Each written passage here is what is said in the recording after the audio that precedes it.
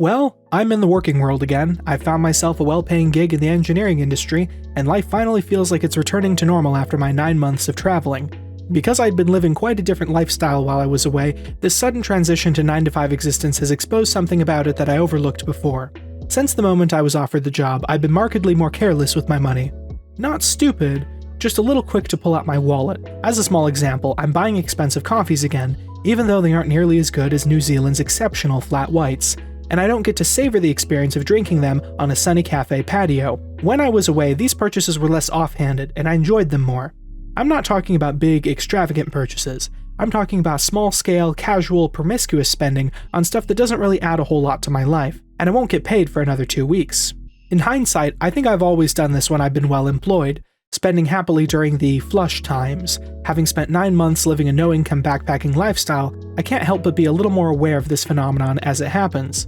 I suppose I do it because I feel I've regained a certain stature, now that I am again an amply paid professional, which seems to entitle me to a certain level of wastefulness. There is a curious feeling of power when you get to drop a couple of 20s without a trace of critical thinking. It feels good to exercise that power of the dollar when you know it will grow back pretty quickly anyways. What I'm doing isn't unusual at all. Everyone else seems to do this. In fact, I think I've only returned to the normal consumer mentality after having spent some time away from it. One of the most surprising discoveries I made during my trip was that I spent much less per month traveling foreign countries, including countries much more expensive than Canada, than I did as a regular working Joe back home. I had much more free time. I was visiting some of the most beautiful places in the world. I was meeting new people left and right. I was calm and peaceful and otherwise having an unforgettable time, and somehow it cost me much less than my humble 9-to-5 lifestyle here in one of Canada's least expensive cities. It seems I got much more for my dollar when I was traveling. Why? Here in the West, a lifestyle of unnecessary spending has been deliberately cultivated and nurtured in the public by big business. Companies in all kinds of industries have a huge stake in the public's penchant to be careless with their money. They will seek to encourage the public's habit of casual or non-essential spending whenever they can. In the documentary The Corporation, a marketing psychologist discussed one of the methods she used to increase sales.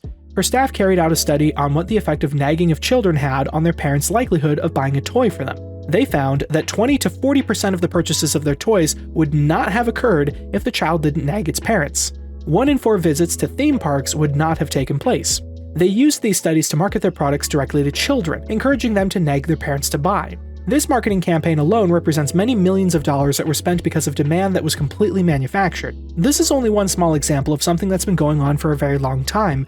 Big companies don't make their millions by earnestly promoting the virtues of their products. They made it by creating a culture of hundreds of millions of people that buy way more than they need and try to chase away dissatisfaction with money. We buy stuff to cheer ourselves up, to keep up with the Joneses, to fulfill our childhood vision of what our adulthood would be like, to broadcast our status to the world, and for a lot of other psychological reasons that have very little to do with how useful the product really is. How much stuff is in your basement or garage that you haven't used in the past year? The ultimate tool for corporations to sustain a culture of this sort is to develop the 40-hour workweek as the normal lifestyle. Under these working conditions, people have to build a life in the evenings and on the weekends. This arrangement makes us naturally more inclined to spend heavily on entertainment and conveniences because our free time is so scarce. I've only been back at work for a few weeks, but already I'm noticing the more wholesome activities are quickly dropping out of my life. Walking, exercising, reading, meditating, and extra writing. The one conspicuous similarity between these activities is that they cost little or no money, but they take time. Suddenly, I have a lot more money and a lot less time, which means I have a lot more in common with the typical working North American than I did a few months ago. While I was abroad, I wouldn't have thought twice about spending the day wandering through a national park or reading my book on the beach for a few hours. Now that kind of stuff feels like it's out of the question. Doing either one would take most of one of my precious weekend days. The last thing I want to do when I get home from work is exercise. It's also the last thing I want to do after dinner or before bed or as soon as I wake, and that's really all the time I have on a weekday. This seems like a problem with a simple answer. Work less so I'd have more free time. I've already proven to myself that I can live a fulfilling lifestyle with less than I make right now. Unfortunately, this is close to impossible in my industry and most others. You work 40 hours plus, or you work 0. My clients and contractors are all firmly entrenched in the standard workday culture, so it isn't practical to ask them not to ask anything of me after 1 p.m., even if I could convince my employer not to. The 8-hour workday was developed during the Industrial Revolution in Britain in the 19th century, as a respite for the factory workers who were being exploited with 14 or 16-hour workdays. As technologies and methods advanced, workers in all industries became able to produce much more value in a shorter amount of time. You'd think this would lead to shorter workdays. But the 8-hour workday is too profitable for big business. Not because of the amount of work people get done in 8 hours, the average office worker gets less than 3 hours of actual work done in 8, but because it makes for such a purchase-happy public.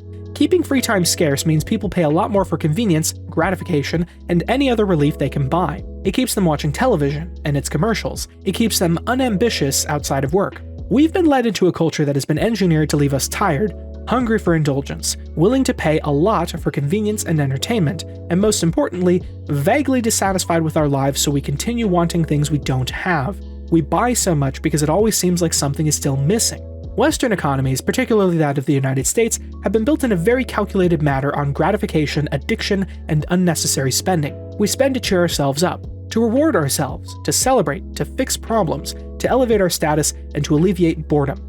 Can you imagine what would happen if all of America stopped buying so much unnecessary fluff that doesn't add a lot of lasting value to our lives? The economy would collapse and never recover.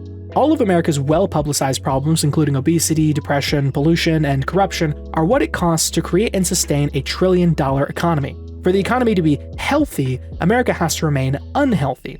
Healthy, happy people don't feel like they need much they don't already have, and that means they don't buy a lot of junk, don't need to be entertained as much, and they don't end up watching a lot of commercials.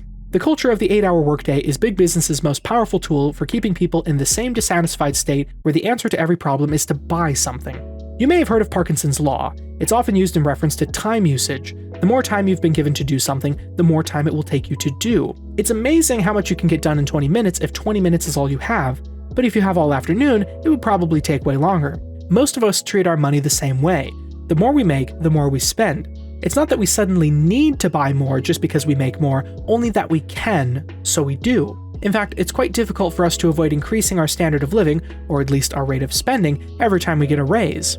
I don't think it's necessary to shun the whole ugly system and go live in the woods, pretending to be deaf-mute, as Hall and Caulfield often fantasized.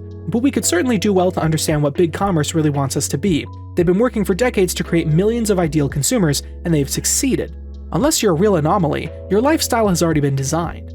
The perfect customer is dissatisfied but hopeful, uninterested in serious personal development, highly habituated to the television, working full-time, earning a fair amount, indulging during their free time, and somehow just getting by. Is this you? 2 weeks ago, I would have said, hell no, that's not me. But if all my weeks were like this one has been, that might be wishful thinking.